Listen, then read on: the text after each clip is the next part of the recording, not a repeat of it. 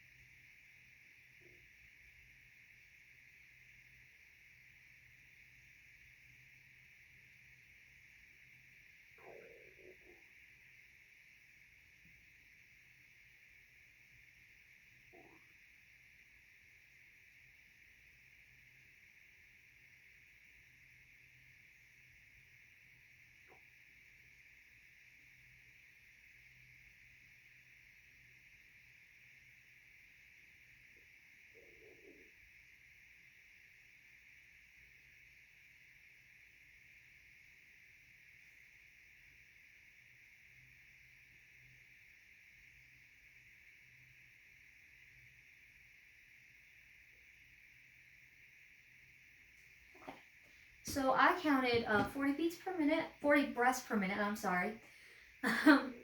And so she's not she's not indicating any respiratory issues. She's not retracting. I'm not seeing any circummoral cyanosis, flaring of the nares, grunting, and or asymmetrical expansion of the chest. The reason I also counted for 1 minute is because babies have irregular breath sounds. Okay, so next thing I would do is I would check her cardiac. So I would listen to her heart rate for 1 minute, and her heart rate should be between 120 and 160. So I'm going to do that. I can learn how to use a stethoscope. And we would use, before I do that, we would use a pediatric stethoscope, which I do not have access to, or we would use the Bell. And this one does have a bell, a bell thing, so I can listen. But the reason you would use a smaller one is so you don't hear lung sounds or bowel sounds. So I'm again going to listen for an entire minute.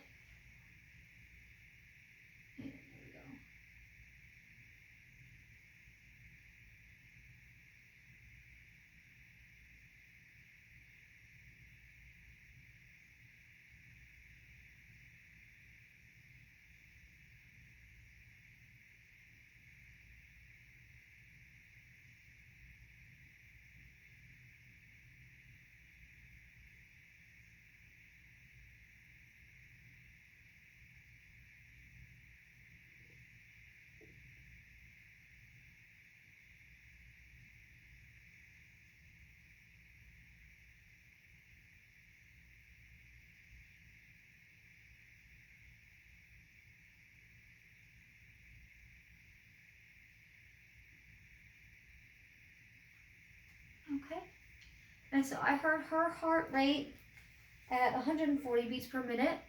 I would also check her lung sounds, which are the same as an adult. So with a pediatric stethoscope, I would just listen here, and then I would check her bilateral brachial and femoral arteries. And so her brachial arteries are here, and I would check them at the same time, make sure that they're 140, they're normal, and they're +2 because I can feel them. And same thing goes with the bilateral femoral arteries. And for babies, we don't check blood pressure because there's really no need unless the baby is really sick. But if we do have to check it, it is 65/95 for systolic and 30/60 for diastolic. So next thing I would do is turn off my stethoscope and check her head circumference and measure her head circumference. So I'm going to do this all around her head while supporting her neck as best as I can. And she is 30 centimeters, which is pretty normal. It's between 32 and 36 centimeters usually, but in this case, that's pretty normal for her. We would check that because babies have multiple heads, so sometimes they can have problems with their skulls. And her sutures are not, I'm trying to think basically but the sutures are not intact. The sutures are not like ours are. And she has fontanelles that are present and normal. They're not sunken, flat, or bulging. And she has no cephalohematoma. And next thing I would do is check her eyes. And I'm going to support her neck as I look and see her eyes are blue. And I'm also going to use my pen light to check her pupils. And both of her pupils are equal round reactive to light, but we don't do a combination with babies because babies can't follow this. Next thing I would do is ears, and I would make sure that both of her ears are in line with each other. They're equal. The pinnas are aligned with the eyes up here. And she's reactive to noise. I saw her turn her head towards my voice earlier. She also she doesn't have any furuncular skin tags. She doesn't have any of those. Those happen usually with kidney malformation. And next thing I would do is check her nose, and I would check for patency, check to see that she is, most babies are mouth breathers, but they do breathe through their nose. There's no flaring, there's no secretions or blockage, and if there was, I would use a bulb syringe to suction it out. And next thing I would do would be to check the mouth. Around her lips, there's no circummoral cyanosis. Her lips are pink, moist, and not cracked, so she's not dehydrated. The rooting reflex, if I were to stick my finger in her mouth, she automatically sucks my finger. There's no Epstein pearls in her mouth that I could see. I couldn't see anything white or yellow splotches on the roof of her mouth or on the gums. When I rub her cheek, the baby does turn towards me, and that's how usually mothers get their babies to latch on for breastfeeding. And that also means she is responsive to touch. And babies' heads are heavy and their necks are really floppy, so we have to get them supported at all times like that. And I don't see any webbing, no skin pockets, nothing abnormal about her neck. Her chest is symmetrical, it's cylindrical. The nipples are in the right place. And I'm going to do a chest measurement all around her chest. I'm going to keep her head up here while I get this around her. And yet again, she's a little small, but it's pretty normal. She's 27 around. Whoop, and there it goes. Chest measurements are usually 30 to 36 centimeters. So the abdomen, I would be listening for bowel sounds present in all 4 quadrants.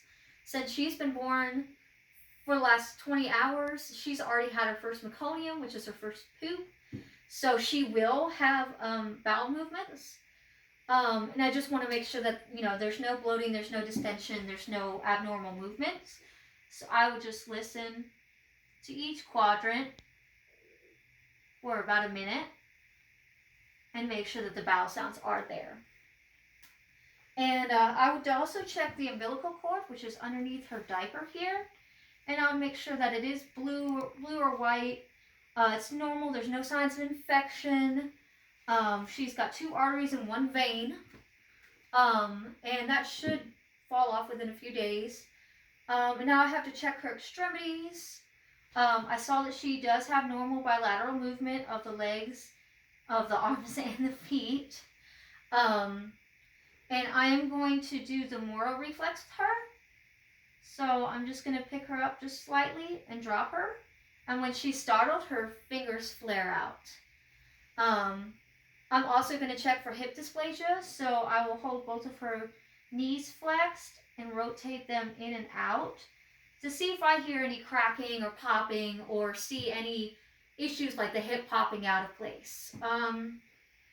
And she does not have a simian crease. She's got several lines on her fingers, so she is normal on that. Her hands, feet, and ankles, there's no webbing, there's no clubbing.